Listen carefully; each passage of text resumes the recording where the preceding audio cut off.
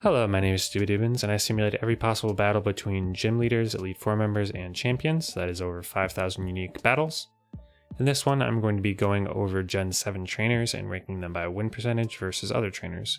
If you want to see more of this, make sure to subscribe, and let's get started. I'm going to be honest, this is going to be a quick one, because Alola doesn't have gym leaders, but I deserve a break, don't I? At number 5, I have Elite Four member Hala. Hala had a win percentage of 53, which was 48th overall out of 108 total. I did a series where I ranked every Pokemon in a similar way to here, and his team of Primeape, Hariyama, Beware, Poliwrath, and Crabominable had an average ranking of 348th overall. His best win came against Kukui, the champion of this league. Thus far, fighting types have done really poorly on these lists, and believe it or not, this is one of the better ones. Also, on an unrelated note, I was looking at the sets that Hala's mons have, and 3 out of the 4 don't have 4 moves.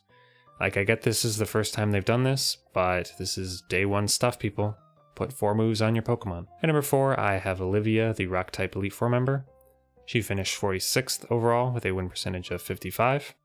Her team of Relicanth, Carbank, Alolan Golem, Probopass, and Lycanroc rank on average 355th. Her best win came against Hassel of the Paladin Elite Four. Both of these teams are really weak for Elite Four members. Usually you want to be around the 250 to 300 range. To be fair though, Rock and Fighting are really difficult types to build around, and the fact that they are both so slow makes it difficult for them to get any higher. At number 3, I have Acerola, the Ghost-type Elite Four member. She ended with a 60 win percentage, which was 37th overall. Her team of Sableye, Drifblim, Delimise, Frostlass, and Palossand ranked on average 335th overall. Her best win came against Lance, the champion of Johto. Listen, I like Stall as much as the next guy, but without actually running Stall, you just have a slow team that doesn't do anything.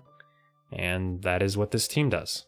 Nothing. This team is either really slow in the case of Delimise, or weak in the case of Frostlass, or both in the case of Sableye. Sorry, Sableye. Ghost-type Elite Four members really need to stop making Sableye a thing. It's not going to be a thing. At number 2, I have Kali, who finished 30th overall with a 65 win percentage. Her team of Skarmory, Crobat, Oricorio, Mandibuzz, and Toucannon ranked on average 241st overall. Her best win came against Cynthia, which I say this every time. It isn't an easy thing to do. It's a pretty solid team, really good bulk in Skarmory and Mandibuzz, and great speed in Crobat and Oricorio. Flying itself is a pretty mediocre typing, which holds back the team. That and being forced to bring the mascot Toucannon. At number 1, I have champion Kukui.